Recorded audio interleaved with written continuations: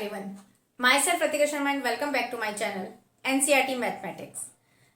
Last video में again हमने अभी तक बहुत सारे क्वेश्चंस कवर अप कर चुके हैं. हम कैलकुलस के मोस्ट रिपीटेड क्वेश्चंस जो एलटी ग्रेड, यूपी टीजीटी और पीजीटी में आए हुए हैं, आज हम फिर से मोस्ट रिपीटेड क्वेश्चंस को सॉर्ट आउट करने जा रहे हैं. आइए सॉल्व करते हैं.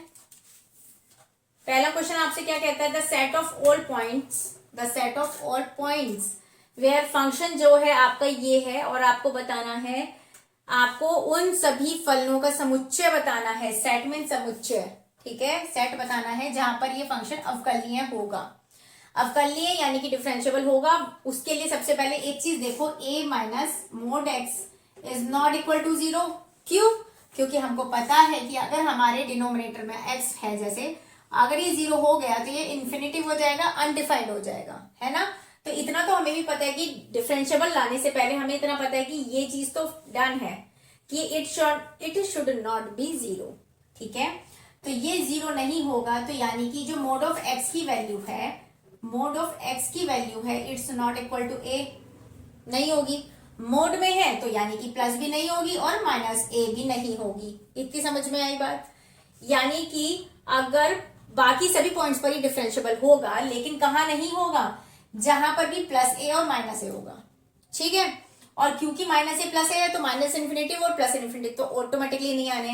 तो इसका मतलब है कि जो माइनस इन्फिनिटिव से लेके माइनस a तक की वैल्यू है उसको ड्रॉप आउट कर दें. इस ब्रैकेट का मतलब, ये वाला ब्रैकेट का मतलब होता है कि जो वैल्यू हमने यहां ली है वो वाली वैल्यू हमें ड्रॉप आउट करनी है. ठीक है ना, तो ये चीज ध्यान रखना.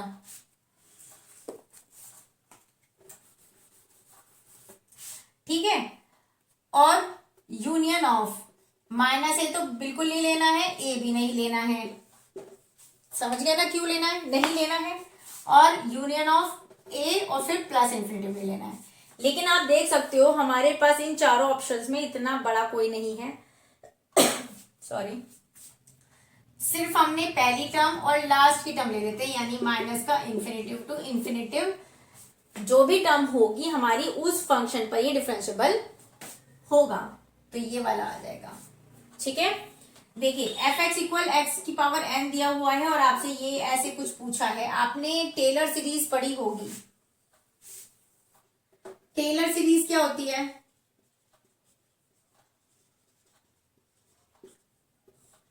टेलर सीरीज क्या होती है?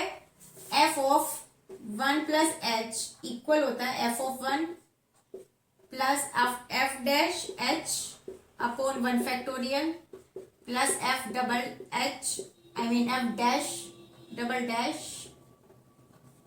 Upon 2 factorial and so on and F to the power N of H N factorial. अब आप यहाँ नोटिस करोगे जहां जहां h है वहां 1 आ रहा है, वही पुट कर दो. तो यहां पर h इक्वल 1 पुट कर दो. जब आप यहां पुट करोगे f ऑफ 2 हो जाएगा, f ऑफ 1 सेम है, f of dash 1 of 1 factorial f double dash 1 upon 2 factorial. Same ऐसे ही आता तो यहां पर भी 1 आ जाता and so on F to the power N 1 आ जाएगा यहां पर भी. जब आप h की जगह रखना है ना तो n फैक्टोरियल. ठीक है, समझ में आया? अब देखो यहाँ पर f ऑफ 2 है. f ऑफ 2 का मतलब क्या है? यहाँ पर अगर मैं यहाँ पर f ऑफ 2 रखती हूँ तो यहाँ पर क्या है? जो x है वही तो है, यानी यहाँ पर x है तो x आता. अगर यहाँ पर 2 है तो 2 आएगा, पावर n आएगी, तो ये आ जाएगा 2 की पावर n इक्वल दिस. यही आपसे पूछा है तो इसकी value 2 up to the power n आ जाएगी. ओके, सिंप्लीफाई करना है हमें. इस तरह की जो ये डिफरेंशियल इक्वेशंस होती हैं, कैसे देखो इनको करना है. सबसे पहले हमें लीनियर इक्वेशन एक बनाने का हमारा टारगेट होता है. तो हमने क्या किया, e की पावर y को नीचे ले आए, यानी e की power y dy by dx हो जाएगा. और जब इसी में मल्टीप्लाई कर दोगे तो e की power y into 1 upon x equal 1 upon x square हो गया. इतना समझ में आया? e की पावर y है, ऊपर ले जाओगे इसे, e की पावर माइनस y हो गया, e की पावर माइनस y हो गया, या तो है नहीं. अभी क्या करना है हमें, इस e की पावर माइनस y को कुछ और मान लो, u मान लो या v मान लो, कुछ भी मान लो. हमने v माना, लेट e की पावर माइनस वाई इक्वल हो गया v इक्वल मान लिया, तो dv, अब इस पूरी उसमें x के एस्पेक्ट में इसका डिफरेंशियल कर दो तो dv ओवर dx हो गया। e की पावर माइनस वाई का होगा सेम यही, और क्योंकि माइनस वाई का फिर से करोगे तो y ये रहा, माइनस ये रहा, और y ओवर ये हो गया। ठीक है,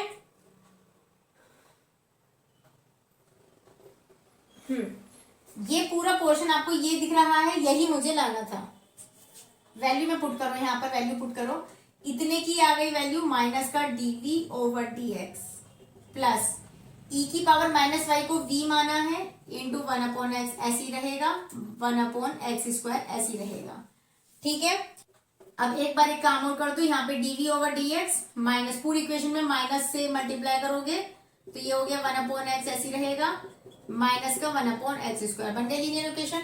अब देखो अब क्या करते हैं, ऐसी वाली सिचुएशन में जब लीनियर इक्वेशन फॉर्म बन जाती है तो इंटीग्रेटिंग फैक्टर लेके आते हैं। इंटीग्रेटिंग फैक्टर यानी कि e की पावर इंटीग्रल, जो भी आपका ये टर्म दिया हुआ है ना, ये वाला माइनस साइन के साथ में माइनस बाहर ले लो, 1/x dx क्या होगा, 1/x का वो जो होता है इंटीग्रल क्या होता है, e तो ऐसे ही रहेगा, माइनस ऐसे ही रहेगा, 1/x का इंटीग्रल क्या होता है, log x, dx तो हट ही जाना है, तो खाली, और e और log कभी साथ में रहते नहीं है, इस माइनस को ऊपर पहुंचा दिया, ऐसे हो गया। तो ये पूरा e और log साथ में नहीं रहेंगे, x ये और ये इस तरह से कह सकते हैं हम इसे। ठीक है, अब इस वाले ये जो आया है इंटीग्रेटिंग फैक्टर, अब इस वाले x का हमें क्या करना है, जो हमने इक्वेशन ऊपर ली थी ना, इस वाली में इसके साथ इंटीग्रल में वैल्यू लोगे। क्या किया मैंने, सबसे पहले हमने e की पावर y यहां से लेकर इधर आए और v माना, उसका x के रिस्पेक्ट में डिफरेंशियल किया, फिर उसमें जहां जहां ये जो पूरी टर्म थी ये पूरी आ गई तो इसको dv ओवर dx लिख दिया, पूरी इक्वेशन में माइनस से मल्टीप्लाई कर दी। इंटीग्रेटिंग फैक्टर क्या होता है, जो हमारा v के समथिंग में जो भी होगा विद साइन वो उसको माना जाता है। आपने इसे सॉल्व किया इंटीग्रल करके तो 1/x आया। अब क्या करना है, यहाँ पर v इंटू 1/x ऐसी रखेंगे, यानी कि 1/x ऐसी लिख सकते हैं। जो हमारे पास है ये माइनस का 1/x² इंटीग्रल करेंगे, इस टर्म को इसके साथ रखना होता है, प्लस तब करेंगे जब c रखा जाएगा। चलो इतना रखा, उसके बाद में इंटीग्रल जब करोगे तो क्या हो जाएगा, ये हो जाएगा इंटीग्रल का माइनस का 1/x³ होगा इंटीग्रल। ठीक है, dx और लगा दो लो। जब आप इसका 1/x³ का इंटीग्रल क्या होगा, इस पावर को ऊपर ले जाओ, x की पावर -3 हुआ। इंटीग्रल में क्या होता है, हमेशा +1 होता है, और जो ये पूरी पावर है नीचे भी आएगी। ये इंटीग्रल है, जब इसे सॉल्व करोगे x की पावर -2 होगा तो ये हो जाएगा 1/-2 इंटू x²। मैं x की पावर 2 को नीचे ले तो प्लस का पावर हो गया, तो इसे सॉल्व करके हमारे पास आया v/x इक्वल माइनस का 1/2x² प्लस c। अब v की एक्चुअल वैल्यू क्या थी हमारे पास, v की पावर e की पावर -y, तो यहां पर जब v हटाकर e की पावर माइनस का y रखोगे, और तो कोई v है नहीं। अब क्या करोगे, एक काम करो, e की पावर -y है, वहां 2x समथिंग या x के रिस्पेक्ट में है, तो हमें ये x ऊपर लेके आना है। मोरल ये कह रहे हैं हम, तो e की पावर -y इसके पास लेके आओगे। देखो e की पावर -y नीचे लाओगे तो प्लस का हो जाएगा, और जब प्लस का हो जाएगा उधर भेजोगे तो क्रॉस में जाएगा, तो ये हो जाएगा 1/x इक्वल माइनस का e की power y into 1/2x² plus c को थोड़ी ना छोड़ेंगे अकेला, तो c के साथ भी हो जाएगा, यानी कि c इंटू e की पावर y। इस 2 को ऊपर भेज दिया। ठीक है, और जब ऐसे नहीं भेजेंगे भाई, पहले एलसीएम लिया जाएगा, पूरी इक्वेशन में 2 से मल्टीप्लाई करोगे तो 2 यहाँ जाएगा, यहाँ करोगे तो 2 से 2 कट जाएगा, और यहाँ पर 2 आ जाएगा। इतना समझ में आया। आंसर अभी लाने के लिए हमें 2x करना पड़ेगा, तो एक काम करो, यहाँ 2/x है, x को इधर लेके जाओ और e की पावर y कॉमन ले लो, क्योंकि c के साथ में e की पावर y है नहीं। तो हमने क्या किया, सबसे पहले 2 एज इट इज रखा, x को इधर लेके जाओगे और e की पावर y को सबसे पहले कॉमन निकालो, e की पावर y कॉमन निकाला और x यहाँ पर है, जब ऊपर जाएगा तो x से एक पावर कट जाएगी, 1/x बचेगा ना, ये बचा माइनस का 1/x प्लस यहाँ है e की पावर y हमने ऑलरेडी कॉमन निकाला है, x यहाँ पर हम इंटू में ले, यहाँ ऊपर में जाएगा तो दोनों के साथ जाएगा तो 2cx हो जाएगा और प्लस का साइन है तो प्लस आएगा। और क्या कर सकते हैं, अब यहाँ पर एक काम करो, पूरे इसमें x से एलसीएम ले तो 2x ये हो जाएगा e की पावर y -1 प्लस 2c, जब x वो लोगे एलसीएम तो यहाँ तो -1 ही रहेगा, यहाँ पर क्योंकि 1 है तो 1 से यहाँ पर x स्क्वायर हो जाएगा। एलसीएम लेना एक बार, जिसके नीचे 1 होता है 1 में x की मल्टीप्लाई करोगे x आएगा, ऊपर वही हो जाएगा। इस x को इधर लेके आ जाओ तो 2x इक्वल हो गया e की power y -1 plus 2cx square, 2cx square -1 e की पावर y 2x। एक गलती आया,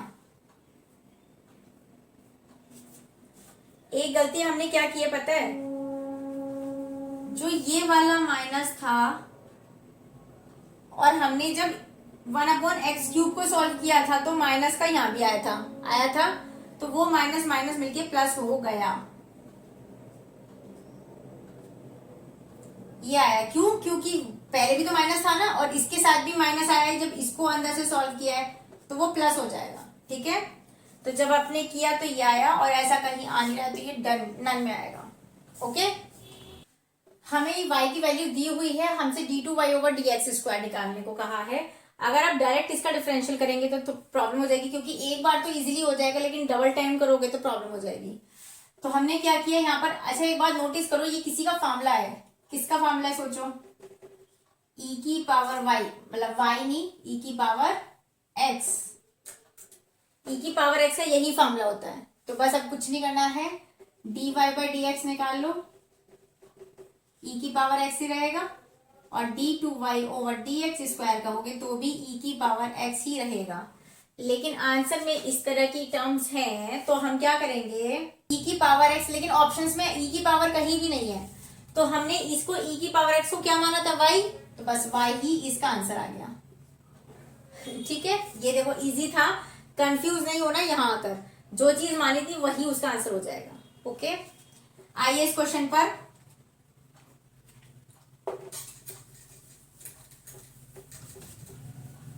y इक्वल साइन px हमें दिया हुआ है, हमसे yn बोला है कि nth डेरिवेटिव है फंक्शन का, तो हमें इस मैट्रिक्स की वैल्यू फाइंड आउट करनी है। y1 क्या होगा, first time differential, y2 second time differential, y4 fourth time differential and y5 fifth time differential.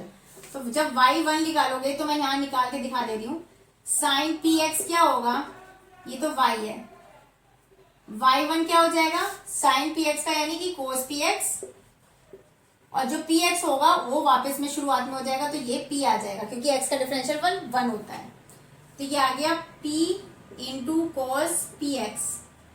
इतना समझ में आया।